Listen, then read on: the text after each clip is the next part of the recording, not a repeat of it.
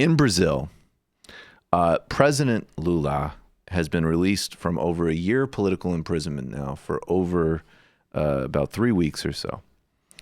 There is, and you know, I talked about this on TMBS. I don't remember what I talked about on here, but Sloppy Steve, who is connected, Steve Bannon, connected to the Bolsonaro regime in Brazil, gave an interview the day Lula was released, and he said Lula is a symbol for the globalists everywhere.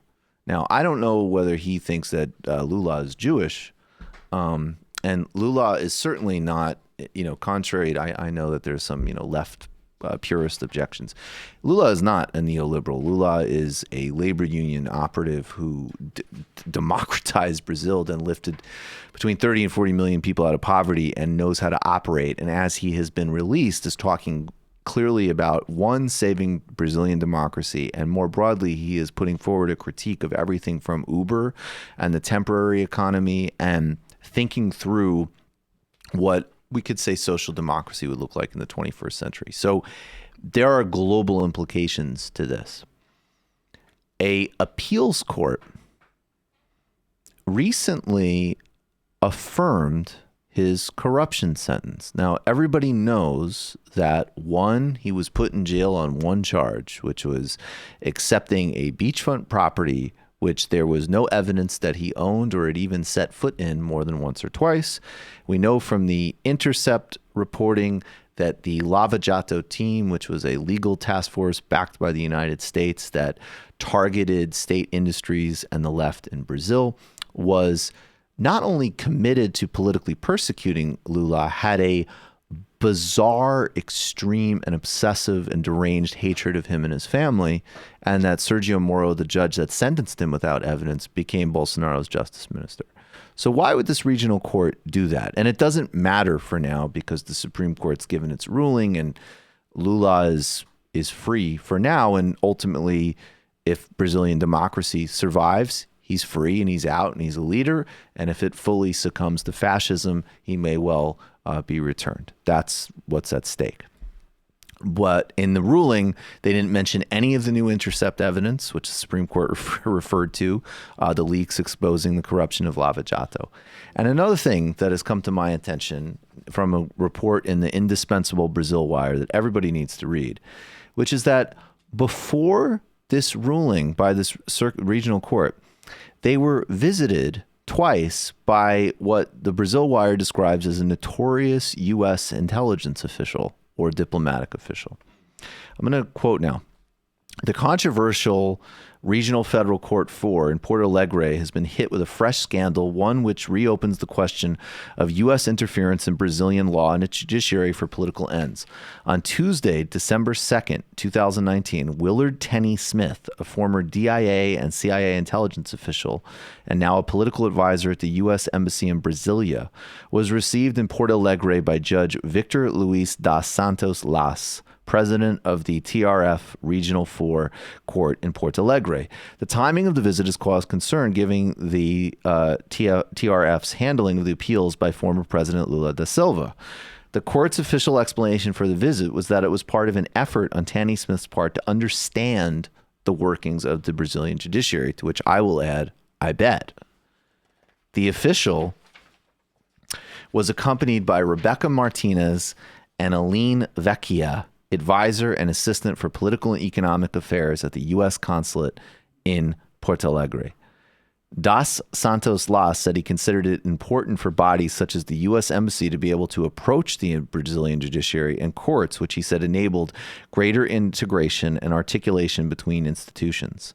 Such informal collaboration between U.S. agencies and Brazilian prosecutors was remitted by Acting Attorney General Kenneth Blanco in 2017, who boasted of Lula's persecution as a success story.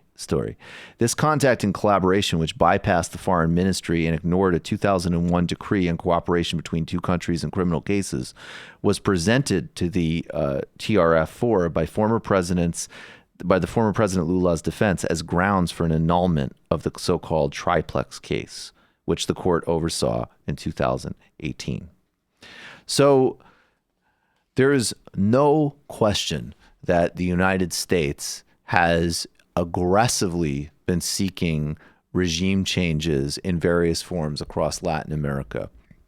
Going back, if we want to talk the current wave, the hybrid coup of 2019, which the Clinton State Department backed in Honduras, and Lula's freedom now is essential for Brazil, but because of Brazil's strategic stakes and his stature, it has global implications.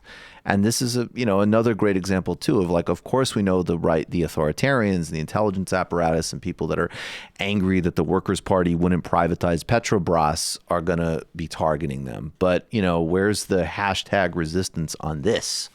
I also want to play.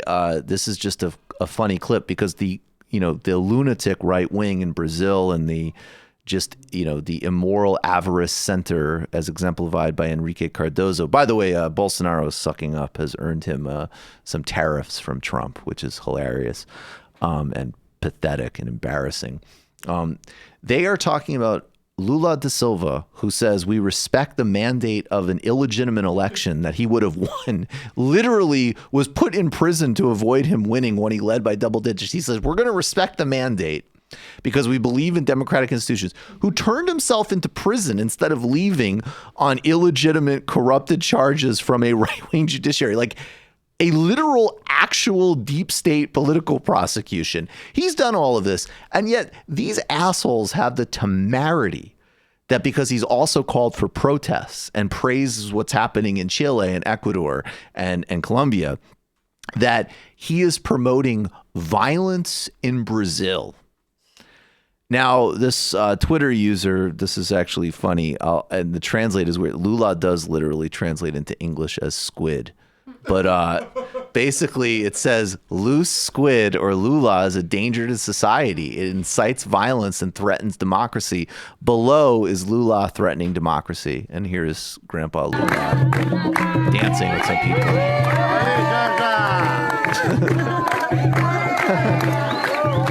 Squid is getting loose. Oh, he's loose. He's perfected the Klobuchar. How dare you? By the way, I think it's a little more chill than Klobuchar. So there is President Lula da Silva, former political prisoner, threatening violence and incitement against the regime that has direct connections to paramilitaries that assassinated Marielle Franco. It's just unbelievable. Just a simple recounting of facts in Right. Brazil should be enough to radicalize anybody. Literally, exactly. It should be, shouldn't it?